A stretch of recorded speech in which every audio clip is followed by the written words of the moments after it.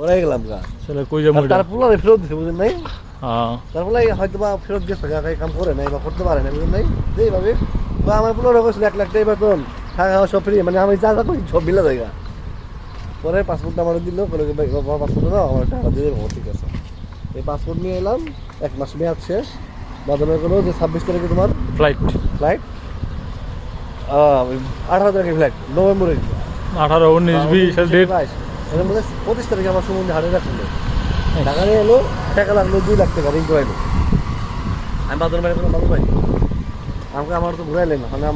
আমার শ্বশুর বাড়ি থেকে আমার তো মামা জানেন শ্বশুর বাড়িতে টাকা দিব এই টাকা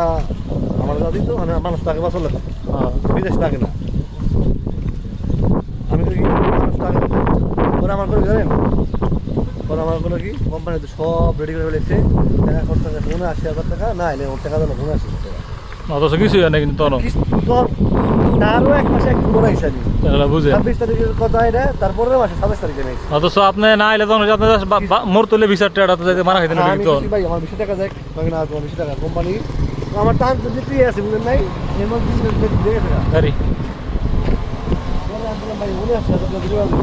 40,000 টাকা দিয়ে 20,000 দিলাম 1,20,000 টাকা খরচ হয়ে যায় তাহলে আমার 2,40,000 লাগবো আমি না যাই যে পরে আমি বললাম ভাই আমি হোন্ডা বেচছিলাম